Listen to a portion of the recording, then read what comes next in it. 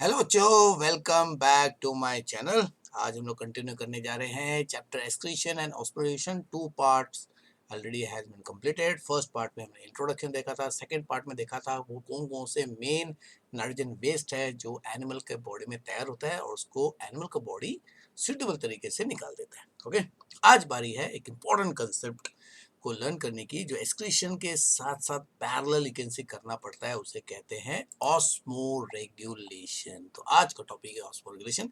इसके कंसेप्ट को हम लोग आज स्टडी करते हैं। ओके, चलिए, तो ऑस्मोरेगुलेशन को किस तरह डिफाइन कर सकते हैं। ओके, तो पहले इंट्रोडक्शन में हमने इसके बारे में शॉर्ट में एक्सप्लेन किया था, आज डिटेल में करने वाले हैं। तो ऑस्मो वर्ड आया है from the term called osmosis या ऑस्मोटिक प्रेशर। ये रिलेटेड टर्म्स है बच्चों। ओके, तो इसके बारे में हम लोग किसी प्लांट वाटर रिलेशनशिप में इस चैप्टर में पढ़ने वाले हैं। ओके, सो तो रेगुलेशन मतलब what, to maintain the level. Okay, regulate करना मतलब कंट्रोल करना, एक रेंज के बीच में मेंटेन करना। ओके, तो और ये ऑस्मोसिस या ऑस्मोटिक प्रेशर किस पे डिपेंड करता है? ये डिपेंड करता है the level of water and dissolved salts and dissolve salts को हम लोग सोल्यूट्स भी कहते हैं, इलेक्ट्रोलाइट्स भी कहते हैं, मतलब आयंस। ओके, सो तो osmoregulation is defined as the maintenance of optimum. Optimum का मतलब होता है परफेक्ट, मतलब बॉडी की जो जरूरत है उसके अगर कोई भी पैरामीटर या कोई भी एस्पेक्ट बॉडी में होगा तो उसको कहते हैं optimum level of water and solute in the tissues and body fluid. इसका सिंपल एग्जांपल देते हैं, जैसे अगर आपको कहीं पे जूस पीना है, ओके अंडरस्टूड, तो जूस में अगर ज़्यादा नमक डालेंगे तो भी वो खराब लगता है, अच्छा नहीं लगेगा, और कम नमक होगा तो भी वो अटपटा लगता है। अगर मीठेपन की बात करेंगे, अगर किसी चाय पी रहे हो उसमें बहुत ही कम चीनी डाली है तो भी वो एक ऐसी वाटर अजीब लगता है, और ज़्यादा चीनी हो गया तो भी वो अनकंफर्ट फील होता है। तो बॉडी के साथ भी ऐसा ही होता है। तो बॉडी में जो लेवल होता है सोल्यूट्स के, जिसमें शुगर सबसे इंपॉर्टेंट है, सॉल्ट के जो लेवल है, इलेक्ट्रोलाइट्स जिस उसकी वजह से इलेक्ट्रोलाइट्स या आयंस जनरेट होते हैं, okay? उसका लेवल क्या रहना चाहिए? परफेक्ट रहना चाहिए, otherwise it will affect the normally functioning of the cells. Okay, क्योंकि सेल का जो वॉल्यूम होता है, साइज होता है, वो सराउंडिंग इन्वायरमेंट पे डिपेंड करता है। आपको मालूम है कि अगर आप एक ऐसी एक सेल को हाइपोटोनिक, अभी हाइपोटोनिक वर्ड आपको मालूम होगा, हाइपरटोनिक आपको मालूम होगा, ओके, आइसोटोनिक वर्ड मालूम होगा, तो ये जो टर्म हम लोग यूज करते हैं that is related to the ion concentration या salt concentration dissolved substances in the you can see cell, उसको भी मेंटेन करना पड़ता है। ओके, तो एक्सक्रीशन के साथ साथ osmoregulation hand to hand चलाना पड़ता है, क्योंकि एक्सक्रीशन में हम लोग क्या कर रहे हैं, अपने बॉडी को वेस्ट को निकाल रहे हैं, लेकिन निकालने के लिए आपको पानी को यूज करना है, तो पानी भी लॉस होगा, और पानी अकेला नहीं जाएगा, साथ में सॉल्ट भी बॉडी से बाहर जाएगा, और साथ जो भी हम लोग इंटेक करते हैं, जो भी लोग खाना खाते हैं या जिस इन्वायरमेंट में एनिमल रहता है, अगर वो you can C fluid environment है, पानी में रहता है, तो पानी में पानी वाटर का लेवल कितना है, सॉल्ट का लेवल क्या है, उससे बॉडी के अंदर के सॉल्ट और वाटर लेवल जो है डिस्टर्ब होने लगते हैं, तो इसको मेंटेन करना है। इसी मेंटेनेंस को हम लोग ऑस्मो रेगुलेशन कहते हैं।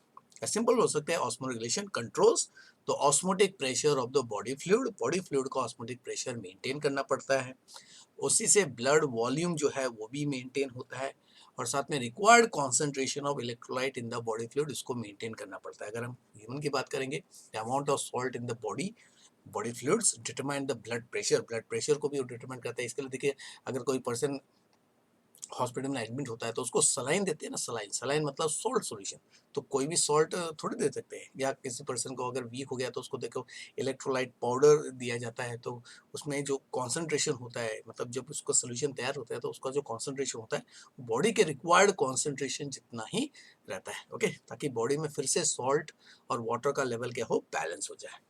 ठीक है बच्चों, चलिए अब तो लोग सबसे पहले देखते हैं कि osmo regulation fresh water fishes. अभी लोग देखते हैं कि जो पानी में वाटर के इन्वायरमेंट में जो एनिमल्स रहते हैं, एक्वाटिक एनिमल्स जो रहते हैं, इसमें सबसे इंपॉर्टेंट फिशेस है। ओके, तो दो टाइप के इन्वायरमेंट में जनरल रहते हैं, या तो फ्रेश वाटर में जहाँ पे सॉल्ट लेवल एकदम कम होता है, और दूसरा होता है मराइन वाटर में रहते हैं जिसमें सॉल्ट लेवल बहुत ही ज़्यादा होता है। ओके, अभी ऑस्मो रेगुलेशन के बारे में ज़्यादा मतलब ह्यूमन पॉइंट ऑफ जो ऑस्मो रेगुलेशन होता है, तब हम लोग और भी दूसरे कंसेप्ट जो है रिलेटेड है कि ये ऑस्मोटिक जो लेवल है उसको किस तरह कैलकुलेट किया जाता है। इसके लिए एक पैरामीटर है जिसको ऑस्मोलैरिटी कहते हैं। इसके बारे में हम लोग एक है बाद में देखने वाले हैं जब ह्यूमन के ऑस्मो रेगुलेशन को स्टडी करेंगे। अभी हम लोग बेसिक कंसेप्ट को आज देखने वाले हैं। तो फ्रेश वाटर फिशेस के अपने प्रॉब्लम होते हैं, और क्योंकि जनरली वो ऐसे पानी में रहते हैं जो जनरली उनके बॉडी के कंपैरिजन में डाइल्यूट होता है। ओके, और अगर मरीन फिशेस की बात करेंगे तो मरीन एनिमल्स की बात करेंगे तो ऐसे इन्वायरमेंट रहते हैं जहाँ पे एक्चुअली बाहर मतलब उनके बॉडी के बाहर जो सॉल्ट का लेवल है वो नॉर्मली उनके बॉडी से ज़्यादा रहता है। तो दोनों को अपना अपना प्रॉब्लम है। ओके, तो इस प्रॉब्लम को वो किस तरह सॉल्व करते हैं वो देख लेते हैं with the help of A diagram. अब देखिए, तो सबसे पहले डायग्राम में जो भी आपके कंसेप्ट है उसको देख लेते हैं। तो ये मछली है, उसके आसपास का जो इन्वायरमेंट है वो कौन सा है? फ्रेश वाटर है। मतलब बाहर, मछली के बाहर का जो इन्वायरमेंट है वो कौन सा वाटर है? Fresh water. Generally the osmotic pressure या level of water in salt, उसके लिए एक पैरामीटर यूज किया जाता है जिसको कहते हैं हम लोग, वो लिख देता हूं मैं, उसको कहते हैं ऑस्मोलैरिटी। ओके, जनरली अभी कुछ वैल्यूज में जो बेसिक वैल्यूज वो देखते हैं कि फ्रेश वाटर जैसे जो होते हैं मीठा पानी कहते हैं। ओके, तो फ्रेश वाटर का जो ऑस्मोलैरिटी होता है वो 25 से 35 मिली ऑस्मोल पर लीटर। ओके, तो ये आपका यूनिट है ऑफ मेजरिंग द ऑस्मोलैरिटी। मतलब simple the level of salt in A given, you can see what solution भी बोल सकते हैं हम लोग, 25 to 30 रहता है। और जो बॉडी है, body of the animal, body of animal, generally body of an animal अगर बात करेंगे, बॉडी ऑफ एनिमल, उसके बॉडी में मतलब हमारे बॉडी में जो ऑस्मोलैरिटी का लेवल है वो जनरली 250 से लेके 350 मिली ऑस्मोल पर लीटर आता है। और अगर मराइन वाटर की बात करेंगे, मराइन वाटर की बात करेंगे तो उसका ऑस्मोलैरिटी 950 से लेके आपका व्हाट 1500 मिली ऑस्मोल तक जाता है। ओके, यानी कि मरा अगर देखेंगे तो इसके हिसाब से एक और टर्म्स अभी आपको मालूम होना चाहिए। ओके, कुछ टर्म जो देखो कि ये चीज़ हम लोग वापस बाद में देखने वाले हैं। तो you got a can see a term call isotonic condition, hypotonic condition और हाइपरटोनिक कंडीशन। तो आइसो मतलब सेम, टोना मतलब concentration, concentration is same. Hypo का मतलब लेस होता है और हाइपर का मतलब होता है मोर या एक्सेस। ओके, यानी कि एनिमल की बॉडी को देखेंगे, एनिमल के बॉडी के अंदर सॉल्ट लेवल अगर बाहर से ज़्यादा है तो एनिमल का बॉडी क्या रहेगा? एनिमल का बॉडी हाइपर है और बाहर का कंडीशन हाइपो होगा। Okay, understood. तो या तो एनिमल के पास एबिलिटी होनी चाहिए कि वो अपने अंदर के सॉल्ट लेवल को बाहर के सॉल्ट लेवल जैसा एडजस्ट कर दे, यानी कि animal try to maintain isotonicity, यानी कि बॉडी के अंदर का जो कंडीशन है वो आइसोटोनिक मेंटेन करने की कोशिश करता है। तो इस कोशिश में उसको या तो वाटर निकालना है या तो सॉल्ट निकालना है, या वाटर लेना है सॉल्ट लेना है, या दोनों लेना है, या दोनों कैसे रिलीज करना है। अब ये जो डायग्राम आपको दिख रहा है ये है फ्रेश वाटर फिशेस। अभी फ्रेश वाटर फिशेस के हिसाब से देखा जाए तो बॉडी के अंदर अभी एवरेज देख लेते हैं कि अंदर का जो कंडीशन है वो 300, मतलब अभी खाली वैल्यू दिखा रहा हूँ, 300 होना चाहिए। ओके, और बॉडी के बाहर का जो ऑस्मोलैरिटी का लेवल है वो 30, एवरेज करेंगे तो 30, यानी कि देखो 10 times you can see what, यानी कि अगर नॉर्मल कंडीशन देखा है तो बाहर का कंडीशन हाइपोटोनिक है और बॉडी के अंदर व्हाट हाइपरटोनिक कंडीशन है, यानी कि दोनों जो एनवायरनमेंट है बॉडी के बाहर और बॉडी के अंदर का जो कंडीशन देखा जाए तो बाहर हाइपोटोनिक। इस कंडीशन में क्या होता है बच्चों, ऐसे कंडीशन में जनरली क्या होता है कि अगर जैसे अगर बॉडी को हम लोग एक सेल समझे, तो अगर सेल हाइपोटोनिक कंडीशन में, हाइपो होना चाहिए, हाइपो कंडीशन में है तो पानी अंदर आने लगेगा। तो इसको कहते हैं हम लोग, यानी कि प्रॉब्लम यहाँ पे है कि water will try to enter inside, तो इस प्रोसेस को हम लोग कहते हैं एंडोस्मोसिस। अगर ऐसा होता गया, पानी अगर बॉडी के अंदर आता गया तो सेल्स विल स्टार्ट स्वेलिंग और एनिमल का सेल अल्टीमेटली बर्स्ट हो सकता है। Okay, understood. इसका मतलब है इसका प्रॉब्लम, इस मछली का सबसे बड़ा प्रॉब्लम यह है कि water can keep on entering. Okay, क्योंकि पानी का जो आपका प्रेशर बाहर है वो ज़्यादा है और अंदर पानी का प्रेशर क्या है, कम है, तो water will start moving inside because of the phenomena, natural phenomena called endosmosis. क्योंकि आपको मालूम है osmosis is the movement of water from lower concentration to higher concentration. तो बाहर you can say lower concentration, hypo मतलब lower concentration, और अंदर जो है बॉडी का वो हायर है। बॉडी को अपने इस कंडीशन को जो 300 है उसको मेंटेन करना है ना, और बाहर से अगर पानी आ गया तो एनिमल का बॉडी डाइल्यूट हो जाएगा, और इस प्रोसेस में सेल्स विल स्टार्ट स्वेलिंग और एनिमल के सेल बस्ट हो सकते हैं। तो देखिए अब यहाँ पे की जो है एरो आपको दिख रहा है, नीचे देखिए की देखिए, तो वाटर को लाइट ब्लू और सॉल्ट के मूवमेंट को डार्क ब्लू से रिप्रेजेंट किया है, ठीक है। अभी अगर जो एरो बॉडी की तरफ जा रहा है मतलब एंट्री हो रही है, और बॉडी के बाहर निकल रहा है मतलब एक्सक्रीशन हो रहा है, ठीक है। फिर एरो का जो साइज है, ओके, वो डिपेंड करता है कि कितना, यानी कि दोनों को कंपैरिजन में कौन ज्यादा और कौन कम, you can see what move कर रहा है, ठीक है।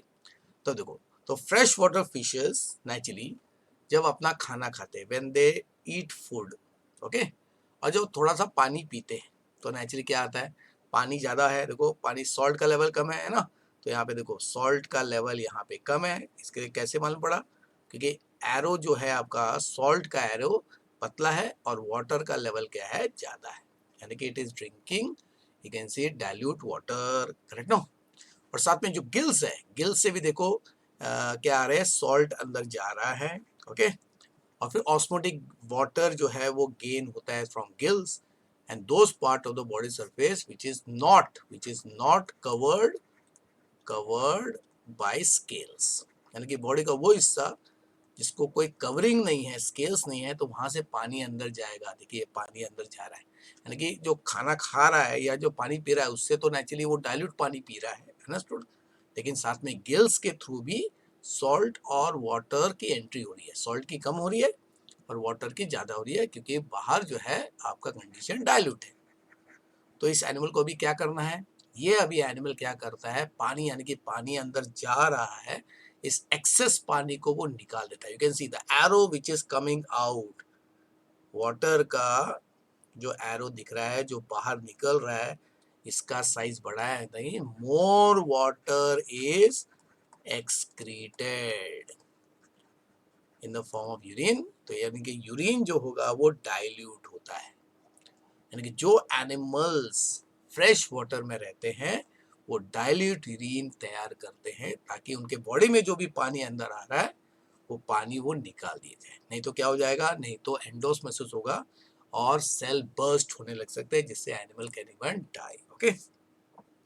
तो फ्रेश वाटर फिशेस के जो किडनी है या एक्सक्रीटरी ऑर्गन है वो dilute, you can see what, urine तैयार करते हैं, या वाटर को, एक्सेस पानी जो आ रहा है बॉडी में उसको निकाल देते हैं, ठीक है ना। अब सॉल्ट वाटर फिशेस के साथ अभी क्या प्रॉब्लम है, कि सॉल्ट वाटर फिशेस जो है, ओके, अंडरस्टूड, उनके बॉडी का ऑस्मोलैरिटी जनरली 300 और उससे ज़्यादा होता है, और बाहर के एनवायरनमेंट में जनरली क्या है 1000 के आसपास आपका ऑस्मोलैरिटी चले जाता है, यानी कि अभी बाहर हाइपर कंडीशन है, सॉल्ट लेवल ज़्यादा है, बॉडी के अंदर जो है सॉल्ट लेवल कंपैरेटिवली कम है।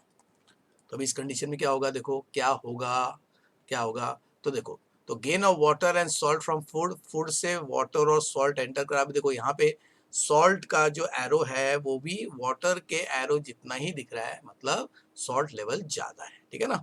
और जो वो पानी पीते हैं तो they are drinking sea water, ध्यान देना, they are drinking sea water, समुद्र का पानी पी रहे हैं, खारा पानी पी रहे हैं, तो उनके बॉडी में क्या जाता है, उनके बॉडी में वाटर के साथ साथ एक्सेस सॉल्ट आ गया है, पानी तो आ रहा है लेकिन साथ में एक्सेस सॉल्ट भी आ रहा है, और इसके लिए वो क्या करते हैं, ये इस एक्सेस सॉल्ट को एक्सक्रीट करते हैं गिल्स से, तो गिल्स के थ्रू ये एक्सेस सॉल्ट को एक्सक्रीट करते हैं, ओके।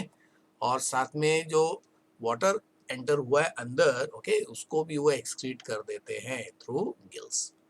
और इसके लिए एक्सक्रीशन जो उनका नॉर्मल जो आपका किडनी है, किडनी जो है वो बहुत ही कम अमाउंट ऑफ वाटर रिलीज करता है, मतलब स्कैंटी यूरिन प्रोड्यूस करता है, क्योंकि यहाँ पे क्या है, आपका गिल्स ही मेजर अमाउंट में सॉल्ट और आपके वाटर को निकाल देता है, ओके। और उनके पास, इसका मतलब इनडायरेक्टली ऐसा है, कुछ के पास क्या होता है, salt you can C secretion के ऑर्गन्स रहते हैं, यानी कि स्पेशल ऑर्गन्स होते हैं जो एक्सेस सॉल्ट को बॉडी से निकाल देते हैं। अंडरस्टूड? तो इसके लिए सॉल्ट वाटर फिशेस या मराइन फिशेस या मराइन एनिमल्स के पास क्या होता है, सॉल्ट रिमूव करने वाले ऑर्गन्स होते हैं, ताकि उनके बॉडी का ऑस्मोलैरिटी जो है वो मेंटेन रहे। ठीक है, चलिए अभी कुछ एक्सेप्शनल एग्जांपल्स आपको आ सकता है। जैसे मराइन बर्ड, एक मराइन बर्ड है जिसको एल्बेट्रोस कहते हैं। ओके, जो पूरा जिंदगी जो है उस समुद्र में ही रहता है। मतलब नेचुरली अभी वो अगर लैंड करेगा तो नेचुरली जहाँ पे आइलैंड्स है या जो आपका कुछ एनिमल्स जो होते हैं सी सील्स वगैरह या व्हेल अगर सरफेस पे आ गया तो उनके ऊपर बैठते हो। ओके, लेकिन वो कभी भी never goes to the land, जमीन पे कभी नहीं जाते। ओके, तो इसकी वजह से जो भी पानी पीते हैं, एक्चुअली प्यास तो लगेगा भाई। ओके, तो जो पानी पीना पड़ता है उनको तो वो सॉल्टी वाटर ही होता है। They can drink only salty water. Okay, और सॉल्टी वाटर अगर वो पी रहे हैं तो उनके बॉडी में एक्सेस सॉल्ट जा रहा है। ओके, तो बॉडी बहुत नमकीन हो जाएगा। जैसे अगर आप हद से ज़्यादा नमक वाला जूस पियोगे तो प्यास लगने लगता है। Okay, understood? लेकिन पानी जो है वो खाना ही है, तो क्या करोगे? ओके, ये तो इनके साथ वही प्रॉब्लम हो जाता है। तो प्यास तो लगती है, लेकिन जो पानी पी रहे हैं वो सॉल्टी वाटर ही है, दूसरा अवेलेबल ही नहीं है, क्योंकि they do not go to the you can see land.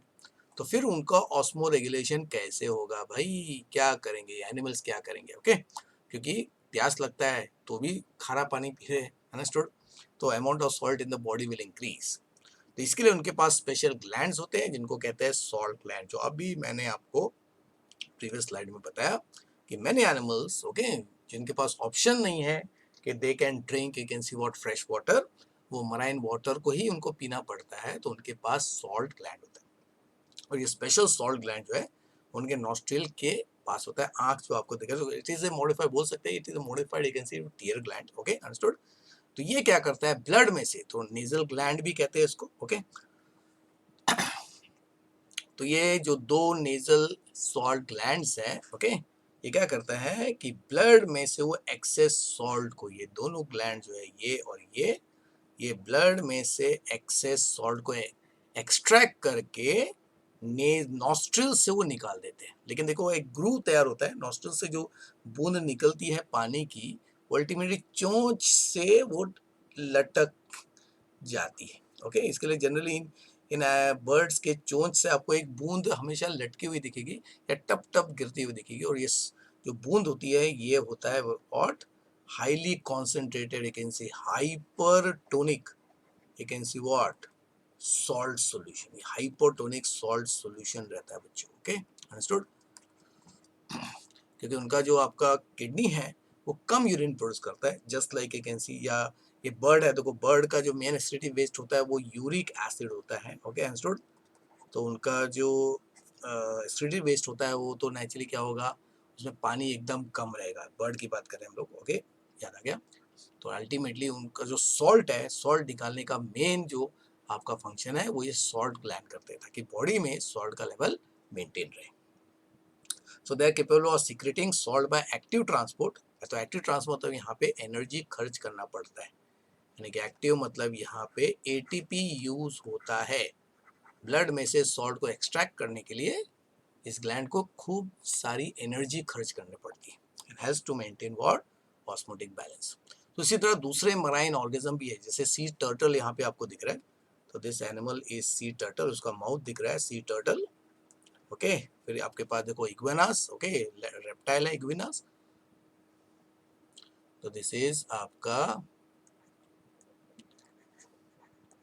Iguanas. Okay, और फिर सीगल, देखो सीगल जो है it is just like albatross जैसा ही वो एनिमल है, वो भी समुद्र में रहते हैं लेकिन वो अपने लैंड पे आते हैं। सीगल और आपका एल्बर्ट्रोस में फर्क क्या है कि एल्बर्ट्रोस पूरा लाइफ में समुद्र का पानी ही पीता है, क्योंकि समुद्र में ही रहते हैं वो, लेकिन सीगल्स जो है they actually can move from land on towards sea. Okay, तो उनके पास भी सॉल्ट ग्लैंड्स होते हैं। ओके, चलिए अब डिपेंडिंग अपॉन, अब देखते हैं कि डिपेंडिंग अपॉन यू कैन सी एक एनिमल अपने ऑस्मोटिक प्रेशर को, यानी कि बॉडी में सॉल्ट और वाटर लेवल को कितना एडजस्ट कर पाता है। Okay, just like you can सी, जैसे हम लोग बोलते हैं cold blooded animal and warm blooded animal. Okay, तो अगर एक एनिमल किसी भी कैन सी अपने टेम्परेचर को एक फिक्स्ड लेवल पे मेंटेन करते हैं तो उसको हम लोग कहते हैं थर्मो रेगुलेटर, और जो वाइड रेंज को मेंटेन करते हैं उसको थर्मो इकेंसी कन्फर्मर्स भी कहते हैं। ओके, उसका दूसरा नाम है आपका होम्योथर्म्स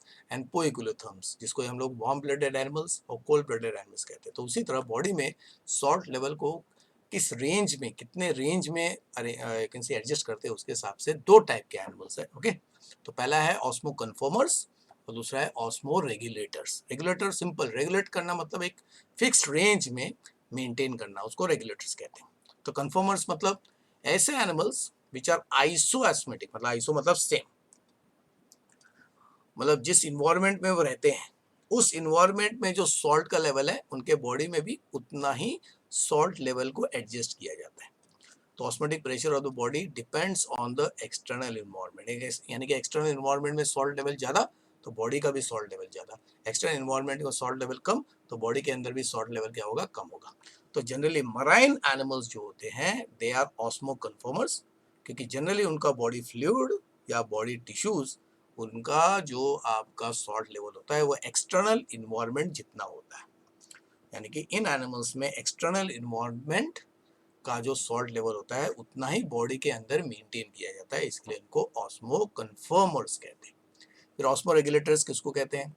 तो animal controls internal environment independently, क्योंकि osmotic pressure of the body is kept at a constant level, यानी कि बाहर, यानी कि ये ऐसा है, देखो जैसे अभी मैंने एग्जांपल लिया कि अंदर बॉडी के अंदर 300 मेंटेन करना है, तो ये एनिमल भले फ्रेश वाटर में चला गया तब भी बॉडी के अंदर 300 ही मेंटेन होगा, और ये एनिमल अगर 1000 एक एनसी वाट लेवल पे चला गया, ये मराइन वाटर में चला गया तब भी बॉडी के अंदर वाट 300 का लेवल ही मेंटेन होगा। ओके, यानी कि फ्रेश वाटर में गया तब भी उसके बॉडी के अंदर जो सॉल्ट लेवल है वो 300 का रहेगा, और अगर वो मराइन इन्वायरमेंट में गया तब भी बॉडी के अंदर 300 का ही लेवल मेंटेन होगा। ओके, तो fresh water forms and terrestrial organism जो है वो है ऑस्मो रेगुलेटर इंक्लूडिंग ह्यूमंस, तो हम लोग भी ऑस्मो रेगुलेटर है। इसके लिए देखो, अगर हम लोग ज़्यादा नमक वाला कुछ खाना खाते हैं तो इमीडिएटली प्यास भी ज़्यादा लगती है, और अगर हम लोग पानी नहीं पी पाए तो हमारा जो यूरिन है वो कॉन्सेंट्रेटेड यू कैन से उस एक्सेस सॉल्ट को निकाल देता है। तो ये पार्ट को हम लोग स्टडी करना है, यानी कि अगर आपने ज़्यादा नमक खा लिया